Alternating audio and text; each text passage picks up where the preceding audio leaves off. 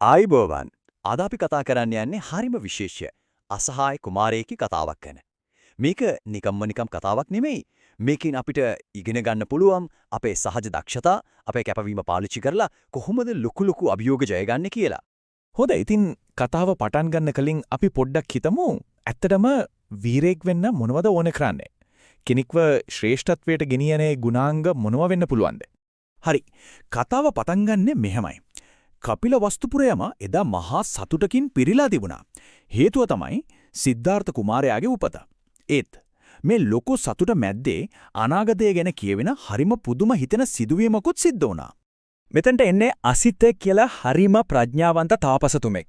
එතුමා නිකම්ම කෙනෙක් නෙවෙයි. එතුමා තමයි සුද්ධෝදන රජතුමාගේම ගුරුවරයා. ඉතින් හිතාගන්නකෝ එහෙම කෙනෙක් එනකොට ඊ සිද්ධියට කොච්චර ලොකු වැදගත්කමක් එකතු වෙනවද කියලා. දැන් බලන්න රජතුමා ආශිර්වාද ගන්න තමන්ගේ පුතාව තාපසතුමාට පෙන්නුවාම පුංචි කුමාරයාගේ පාද දෙක නිකම්ම තාපසතුමාගේ ජටාවට නැවතුණා. මේක නිකම්ම සිදුවීමක් නෙවෙයි. මේක අනාගතය ගැන කියවෙන ලොකු සංඥාවක්. හැබැයි ඊළඟට වුණු දේ තමයි හැමෝම පුදුම කෙරුවේ. අසිත තාපසතුමා එකපාරටම hina වුණා. ඊට පස්සේ ඇඬුවා. හිතන්නකෝ, ඇයි තාපස කෙනෙක් එකම වෙලාවේ hina වෙන්නෙත් අඬින්නෙත්? මේක හැමෝටම ලොකු ප්‍රහේලිකාවක් වුණා. මෙන්නේ ප්‍රහේලිකාවට උත්තරේ.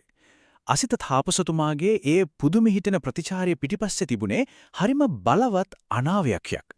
එතුමා කිව්වේ මේ කුමාරයා අනිවාර්යයෙන්ම බුදු කෙනෙක් වෙනවා. මම අඬන්නේ ඒ ශ්‍රේෂ්ඨ දවස දකින්න මම ජීවත් වෙන්නේ නැති නිසා. ඇත්තටම මේ වචන ටික තමයි සිද්ධාර්ථ කුමාරයාගේ මුළු ජීවිතේම ගමන් මඟ තීරණය කළේ. හරි. දැන් අපි යමු කුමාරයාගේ ළමා කාලයට. එතනත් තියෙනවා හරිම පුදුම හිතන කතාවක්.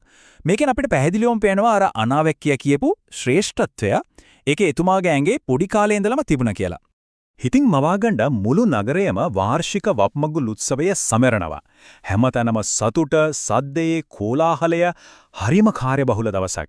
හැබැයි මේ ඔක්කොම සද්දබද්ද මැද්දේ අපි දකින්න යන්නේ හාත්පසින්ම වෙනස් දෙයක්. ඇත්තටම මේක හිතාගන්නත් බැරි දර්ශනයක්. අර මහා උත්සවයේ සද්දය මැද්දේ වයස මාස 5යි ඒ පුංචි කුමාරයා ගැඹුරු භාවනාවක ඉන්නවා. බලන්නකෝ ඒ සංසුන්කම, ඒ සාමකාමී ස්වභාවය. ඒකෙන් එතුමාගේ ගටිගුණ ගැන කොච්චර දෙයක් කියවනවද නේද? මේ සිද්ධියෙන් සුද්ධෝදන රජතුමා කොච්චර පුදුම වුණාද, කොච්චර සංවේදී වුණාද කියනෝනම් එතුමා දෙවෙනි පාරක තමන්ගේම පුතාට වැඳා. හිතන්න රජ කෙනෙක් තමන්ගේම පුංචි පුතාට වඳිනවා. ඒක තමයි එතුමාගේ පුතා තුළ තිබුණු ඒ සහජ ප්‍රඥාවට කරපු ලොකුම ගෞරවය. හොඳයි, කුමාරයාගේ සහජ හැකියාවන් ගැන අපි දැන් දන්නා. ඒත් ශ්‍රේෂ්ඨ වෙන්න සහජ හැකියාව විතරක් මාදි නේද? බලමු එතුමා ඉගෙනීමේ කටයුතු වලට කොහොමද හිත යොමු කළේ කියලා. එතුමාගේ ගුරුවරයා වුණේ සර්වමිත්‍ර. එතුමා යටතේ සිද්ධාර්ථ කුමාරයා හරිම ආදර්ශවත් ශිෂ්‍යෙක් වුණා. ඕනම දෙයක් හරිම ඉක්මනට ඉගෙන ගත්තා. ඒ වගේම තමයි එතුමා තමන්ගේ යාළුවන්ට හරිම කරුණාවන්තයි, සාධාරණයි. ගුරුවරයාටත් ලොකු ගෞරවයක් දැක්වුවා. හැමතිස්සෙම තිබුණේ තව තවත් දේවල් ඉගෙන ගන්න ලොකු උනන්දුවක්. හැබැයි ඉතින් හැම කතාවකම වගේ මෙතනත් පොඩි ගැටලුවක් මතුවෙනවා. කුමාරයාගේම නෑදෑයෝ අතරේ කටකතාවක් පැතිරෙන්න පටන් ගන්නා. සිද්ධාර්ථ කුමාරයා පොත්පත් වලට දක්ෂ වුණාට ප්‍රායෝගික දේවල්, ඒ කියන්නේ රාජකීය ශිල්ප මුකුත්ම දන්නේ නැහැ කියලා. මේක තමයි කතාවේ ලොකුම හැරවුම් ලක්ෂ්‍යය. ඉතින් මේ වගේ චෝදනාවකට කුමාරයා කොහොම මුහුණ දෙයිද? එතුමා තරහ ගත්තද? නෑ. කිසිම කලබලයක් නැතුව හරිම සංසුන්ව ඒ අභියෝගය බාරගත්තා. තමන්ගේ හැකියාවන් ඔප්පු කරලා පෙන්නන්න. ඊට පස්සේ වෙච්ච දේ තමයි එතුමා තමන්ව සැක කරපු හැමෝගෙම කටවල් වැහෙන්න වැඩක් කළේ. කඩු ශිල්පය, දුනු ශිල්පය, මේ වගේ රාජකීය ශිල්ප 12ක්ම තමන්ගේ පුදුම හිතන දක්ෂතාවය පෙන්නුවා. මේ පුදුම හිතන දස්කම් වලින් පස්සේ කාටවත් කියන්න දෙයක් ඉතුරු වුණේ නැහැ. හැමෝගෙම සැක දුරු වුණා. කුමාරයා ඔප්පු කළා එතුමා බුද්ධියෙන් වගේම ශක්තියෙනුත් පරිපූර්ණයි කියලා. මේ ජයග්‍රහණයේ තවත් ප්‍රතිඵලයක් තමයි යශෝදරා කුමරියගේ අත එතුමාට හිමිවීම. හරි. දැන් අපි කුමාරයාගේ කතාවේ මේ කොටස දැක්කා. එතුමා අභියෝග ජයගත්ත විදිහ දැක්කා. ඉතින් මේ මුළු කතාවෙන්ම අපේ ජීවිතවල එකතු කරගන්න පුළුවන් වැදගත්ම පාඩම මොකද්ද? අපි ඒ ගැන ටිකක් හිතමු. ඉතින් මේ කතාව අපිට කියලා දෙන සැලැස්ම හරිම සරලයි.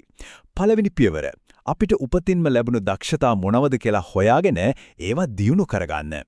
දෙවෙනි පියවර නිකම් ඉන්නේ නැතුව උනන්දුවෙන් කුතුහලයෙන් ඉගෙන ගන්න, අලුත් දේවල් හොයන්න.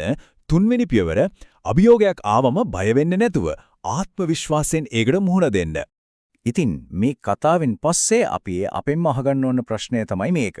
අපි අද සූදානම් වෙන්නේ මොන අභියෝගයකටද? සිද්ධාර්ථ කුමාරයා වගේ අපේ සහජ හැකියාවන් පාවිච්චි කරලා උත්සාහයෙන් ඉගෙනගෙන අපේ ඉස්සරහට එන ඕනම අභියෝගයක් ජය ගන්න අපි ලෑස්තිද? ඒ ගැන පොඩ්ඩක් හිතන්න.